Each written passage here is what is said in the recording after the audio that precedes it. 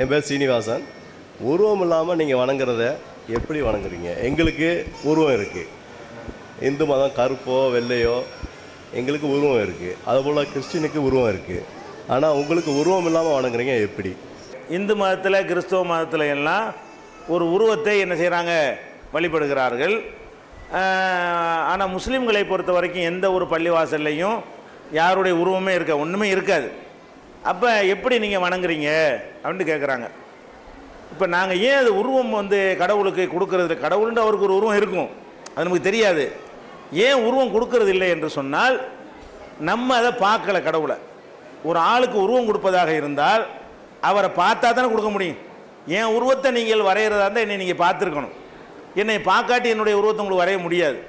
அப்போ கடவுளுடைய உருவத்தை நம்ம யாருமே பார்த்தது கிடையாது, ஒருத்தரும் பார்க்கல. எல்லா மதத்துலையும் என்ன சொல்கிறாங்கன்னா, கண்டவர் விண்டிலர் விண்டவர் கண்டிலருங்கிறாங்க, வணங்குதா?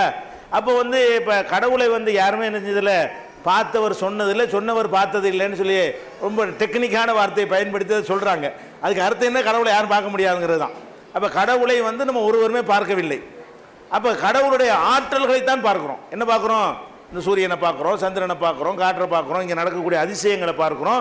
இதையெல்லாம் ஒரு சூப்பர் பவர் இருந்து தான் இயக்கி கொண்டிருக்கிறது என்று சொல்லி அவருடைய வல்லமையை பார்த்து கொண்டிருக்கிறோம். நாமளே கூட நம்மளில் கூட கடவுளை பார்க்கலாம், கடவுளுடைய வல்லமையை. நம்மளை மூக்க பார்க்குறோம், எவ்வளோ அற்புதமாக இருக்குது, இந்த கண்ணுகள் எவ்வளோ சக்தி இருக்கிறது, இந்த காதுக்குள்ளே எவ்வளோ அதிசயங்கள் இருக்கிறது.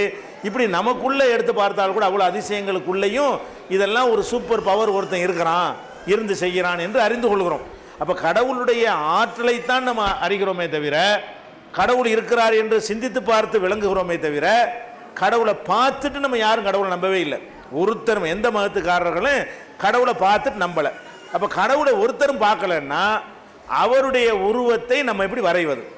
கடவுளைத்தான் வணங்கணும்னு எல்லாரும் ஒத்துக்கிறாங்க, அதில் மாற்று கருத்து கிடையாது. கடவுளுக்கு உருவம் கொடுக்கும்போது என்ன செய்கிறாங்கன்னா, அவங்களா அதை என்ன செய்கிறாங்க, அந்த உருவத்தை கொடுத்து கொள்கிறார்கள். நம்ம என்ன கேட்குறோம், இப்போ நான் ஒரு கருப்பாக இருக்கிறேன், என்னைய ஃபோட்டோ எடுக்கிறாங்கன்ட்டு வைங்க, ஃபோட்டோ சிவப்பாக இருக்கணும்னு ஆசைப்பட்றேன். நான் இருக்கிறத கருப்பாக தான் இருக்கிறேன், ஆனாலும் ஃபோட்டோவில் என்ன இருக்குன்னு என் மாதிரி வந்துட்டா கூட எனக்கு பிடிக்க மாட்டேங்குது. எப்படி இருக்குன்னு, என்னை விட நல்லா இருந்தால் தான் எனக்கு பிடிக்குது. இப்படி தான் எல்லாருமே இருக்கிறோம். அவர்கள் அவனுடைய உருவத்தை எப்படி இருக்க ஆசைப்படுறான்னு கேட்டால், நம்ம எப்படி இருக்கிறோமோ இதை விட கொஞ்சம் பெஸ்ட்டாக இருக்கணும், அப்படி இருந்தால் தான் நமக்கு பிடிக்குது. ஸ்டூடியோவில் போய் நம்ம கலருக்கு எடுத்துட்டான்னு வைங்க, இதனடா ஃபோட்டோவாடு மூஞ்சில் எடுத்து தூக்கி எறிஞ்சிட்டு வந்துடுறோம், அவனுக்கு ஒன்றும் தெரியலைன்னு சொல்கிறோம். அப்போ நமக்கு இப்படிலாம் நம்ம உருவத்தை பார்த்து பார்த்து என்ன செய்கிறோம், நல்லா இருக்கணும்னு நம்ம நினைக்கிறோம். இப்போ கடவுளுக்கு உருவம் கொடுக்கும்போது அது எல்லாத்தையும் விட சிறந்ததாக இருக்கணுமா இல்லையா? அப்போ கடவுளுக்கு உருவம் அந்த உருவமாக இல்லைன்னு வைங்க, அப்போ கடவுள் கேட்டால் என்ன பதில் சொல்கிறது? ஏன்டா நான் இப்படியாடா இருக்கிறேன்? நாளைக்கு மறுமை நாளில் கடவுள் நிறுத்தி நம்மளை கேட்பார்ல, கடவுளுக்கு முன்னாடி நம்ம நிற்கக்கூடிய ஒரு நாள் இருக்கிறது, அன்னைக்கு நம்ம எல்லாரும் கடவுளை பார்ப்போம். அப்போ அந்த கடவுள் கேட்பாரு, ஏன்டா இதை போய் வணங்கினிய, இதானா பாடுற அப்படியே இருக்குது அப்படின்னு கடவுள் கேட்டால் நம்ம என்ன பதில் சொல்கிறது? உருவத்தை வைத்தோம் என்று சொன்னால், அதுலேயும் பாருங்க நிறைய உருவம் வைக்கிறாங்க, அதுல கற்பனை விளங்கி போச்சு. ஒரு உருவமாக இருந்தால் அனைவரும் ஒரே மாதிரி வரைஞ்சாங்கன்னு வைங்க, அப்போ இதான் கடவுள் உருவம்டா சொல்லிவிடலாம். அவன் ஒரு மாதிரியா வைக்கிறான், இவன் ஒரு மாதிரியா வைக்கிறான், இவன் ஒரு மாதிரியா வைக்கிறான், ஆளுக்கு வைக்கும் பொழுது அப்போ கடவுள் உருவத்தை இவங்களா ஒரு ஐடியா பண்ணி இவங்க உண்டாக்குறார்கள் அப்படின்னு விளங்கி விட்டது. அப்போ நம்ம கடவுள் கோவப்பட்டு நம்ம என்ன நினைக்கிறோம்னா, பார்க்காத கடவுளுக்கு நம்ம உருவத்தை வரைந்து அது கடவுளுடைய உருவமாக இல்லாவிட்டால் அந்த கேள்விக்கு நம்ம இடத்துல என்ன பதில்? இதான் நானா, இந்த உருவமானா, இப்படியே நான் இருக்கிறேன் என்று கடவுள் கேட்டால் என்ன செய்வது என்ற பயத்தினால தான் எதை பார்க்கவில்லையோ அதை நம்ம வரைய வேண்டாம். எதை பார்க்குறோமோ, எதை பார்க்குறோம், ஆற்றலை பார்க்குறோம், வல்லமை பார்க்குறோம், மனசை கண்ணை மூடி என்ன செய்யணும், அந்த இறைவனை நான் வணங்குகிறேன், சூப்பர் பவரை வணங்குகிறேன், மனசில் அவருடைய வல்லமையை ஒருமைப்படுத்தணும் என்று சொன்னால் குற்றவாளி ஆக மாட்டோம். அதுபோக நீங்கள் புண்படக்கூடாது. நான் உண்மையை நான் சொல்கிறதுக்காக சொல்கிறேன், கடவுளுங்கிறவர் எல்லா வகையிலையும் சிறந்தவராகத்தான் நம்ம பார்க்கணும். நம்மளை விட மட்டமாக, நம்மளை விட ஒரு அசிங்கமாக கடவுளை பார்க்கவே கூடாது. ஆனால் சில பேர் மனிதர்கள் உண்டாக்குற எப்படிலாம் உண்டாக்கிறாங்கன்னு கேட்டால், அந்த உருவம் நமக்கு இருந்தால் பிடிக்காது, அப்படிப்பட்ட உருவத்தை கடவுள் கொடுக்குறாங்க. இப்போ நமக்கு 2 பல்லு இப்படி நீட்டிட்டு இருந்தால் பிடிக்குமா? உங்களுக்கு கடவுள் படைக்கும் போதே 2 கோரப்பல் இப்படி தொங்கிட்டு இருந்து வைங்க, அப்படி கொடுத்தா உங்களுக்கு பொண்ணு கிடைக்குமா? யாரும் பொண்ணு தர மாட்டான். உங்கள் படம் அப்படி இருந்தால், உங்கள் உருவம் அப்படி இருந்தால், பல்லோட பல்லு சமமாக இருந்தால் பொண்ணு கொடுத்துருவான். இப்படி 2 பல்லு நீட்டிடுச்சுன்னு வைங்க, உங்களுக்கு பொண்ணு தருவானா? தரமாட்டான். ஆனால் கடவுள் அப்படிலாம் ஒருத்தன் கற்பனை பண்ணுறான், ஒருத்தன் வரைகிறான், நம்ம அதை ஏற்றுக்கிறோம். ஏன் இப்போ கடவுள் நம்மளோட கொஞ்சம் நல்லா கூட வரைய மாட்டீங்களா? நம்மளோட நமக்கு இது பிடிக்க, இந்த மாதிரி இருந்தால் நமக்கு பிடிக்காது, அது கடவுளுக்கு பிடிக்குங்கிறீங்க. கடவுளுக்கு கொம்பு வைக்கிற மாதிரி நம்ம வரைகிறோம். கடவுளுக்கு உங்களுக்கு கொம்பு வச்சா பொண்ணு கிடைக்குமா?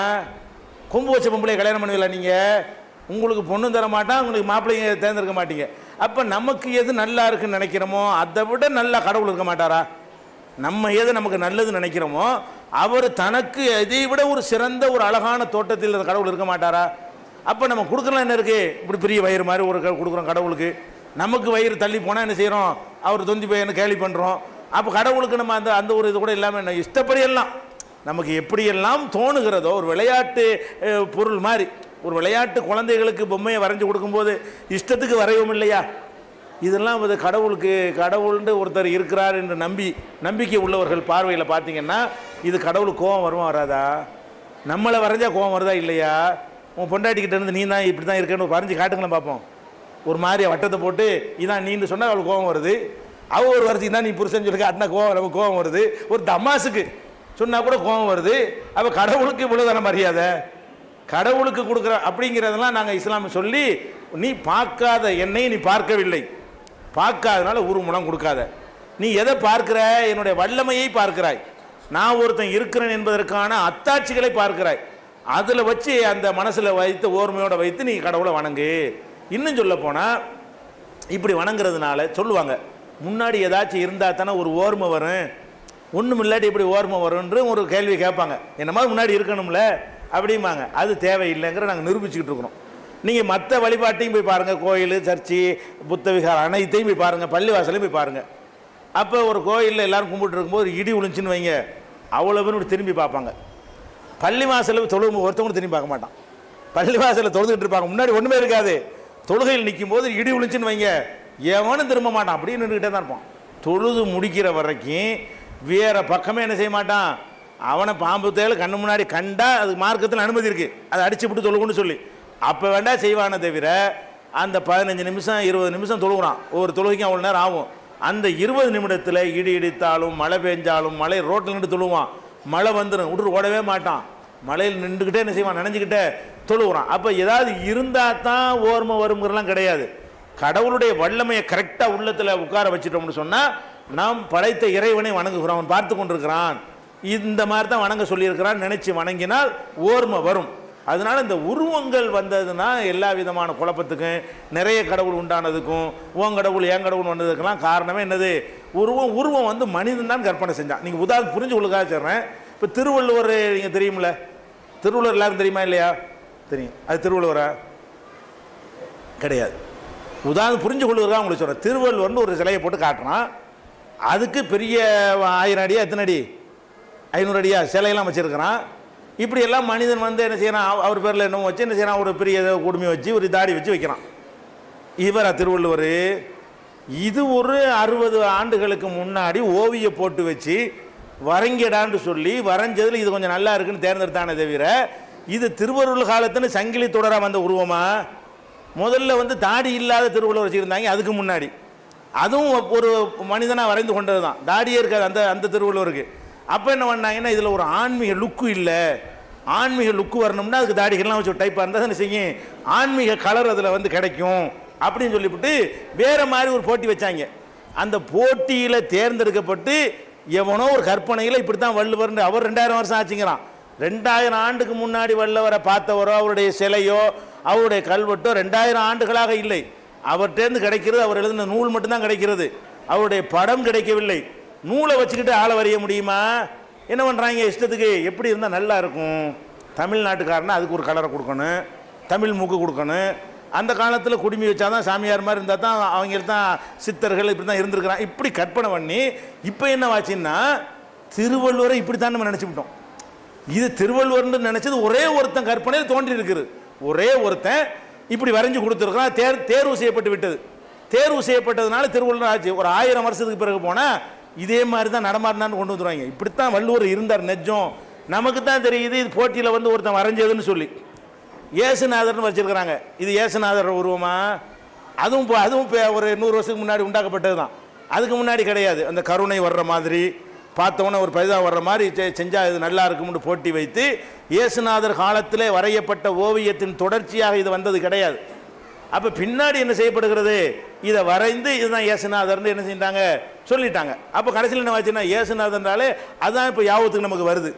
அந்த மாதிரி தான் இந்த உருவங்கள் ஒருவருடைய கற்பனையில் உருவாகுமே தவிர கடவுளை பார்த்துட்டு என்ன செய்யலை வரைஞ்சதாக இருக்காது. அதனால வேணாம், உருவம் இல்லாமல் சூப்பர் பவர் கடவுள் நம்புறீங்க, அவருக்கு இந்த உருவம் முன்னாடி நடந்தால் வழங்க போகுதா? நீங்களாம் நின்று மனசில் நின்று கடவுளே எனக்கு அதை கூட இதை கொண்டு கேளுங்க, கடவுள் கேட்டுக்கிட்டு தான் இருக்கார், அனைத்தையும் பார்த்துக்கிட்டு இருக்காரு, எல்லா பாஷையும் அவருக்கு தெரியும், அது சரியான முறையாக இருக்கும் என்று இஸ்லாம் சொல்லுகிறது.